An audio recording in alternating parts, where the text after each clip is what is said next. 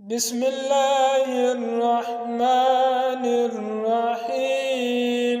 شعیب نے خبر دی کہ انہوں نے کہا، میں نے امام ظاہری رحمۃ اللہ تعالیٰ علیہ سے پوچھا کہ نبی کریم صلی اللہ علیہ وآلہ وسلم نے خوف کی نماز پڑھی ہے؟ انہوں نے کہا، ہم سے سالم نے بیان کیا کہ ان کے والد عبداللہ بن عمر رضی اللہ تعالیٰ عنہ نے کہا، میں نے رسول اللہ صلی اللہ علیہ وآلہ وسلم کے ساتھ نجد کی طرف جہاد کیا۔ غزوہ ذات الرقاع میں ہم دشمنوں کے مقابل ہوئے اور ہمیں صفیں باندھی،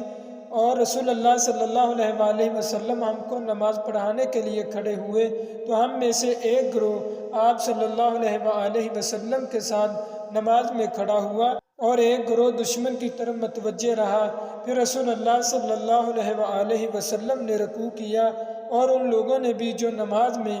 آپ صلی اللہ علیہ وآلہ وسلم کے ساتھ تھے اور 2 سجدے کیے۔ اب یہ گروہ لوٹ کر اس گروہ کی جگہ پر آ گیا جو نماز میں شریک نہیں ہوا تھا، اور وہ گروہ آیا تو رسول اللہ صلی اللہ علیہ وآلہ وسلم نے 1 رکعت ان کے ساتھ پڑھی اور 2 سجدے کیے اور پھر سلام پھیر دیا۔ اب اس گروہ میں سے ہر شخص کھڑا ہوا اور اس نے اکیلے 1 رکوع اور 2 سجدے ادا کیے۔ نافع نے عبداللہ بن عمر رضی اللہ تعالیٰ عنہ سے مجاہد کے قول کی طرح بیان کیا کہ جب جنگ میں لوگ ایک دوسرے سے گٹھ جائیں تو کھڑے کھڑے نماز پڑھ لیں، اور ابن عمر رضی اللہ تعالیٰ عنہ نے نبی کریم صلی اللہ علیہ وآلہ وسلم سے اتنا اور اضافہ کیا ہے کہ اگر کافر بہت سارے ہوں کہ مسلمانوں کو دم نہ لینے دیں تو کھڑے کھڑے اور سوار رہ کر نماز پڑھ لیں۔ حضرت عبداللہ بن عباس رضی اللہ تعالیٰ عنہ سے روایت ہے کہ انہوں نے کہا، نبی کریم صلی اللہ علیہ وآلہ وسلم کھڑے ہوئے اور لوگ بھی آپ صلی اللہ علیہ وآلہ وسلم کے ساتھ کھڑے ہوئے۔ آپ صلی اللہ علیہ وآلہ وسلم نے تکبیر کہی، لوگوں نے بھی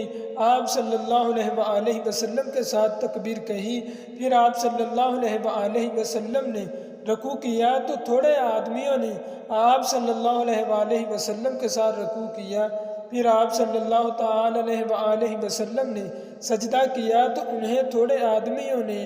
آپ صلی اللہ علیہ وآلہ وسلم کے ساتھ سجدہ کیا۔ پھر آپ صلی اللہ علیہ وآلہ وسلم دوسری رکعت کے لیے کھڑے ہوئے، اور جو لوگ رکوع اور سجدہ آپ صلی اللہ علیہ وآلہ وسلم کے ساتھ کر چکے تھے وہ کھڑے کھڑے اپنے بھائیوں کی نگرانی کرتے رہے، اور دوسرا گروہ آیا، اس نے آپ صلی اللہ علیہ وآلہ وسلم کے ساتھ رکوع کیا اور سجدہ کیا، اور سب لوگ نماز ہی میں رہے لیکن ایک دوسرے کی نگہبانی کرتے رہے۔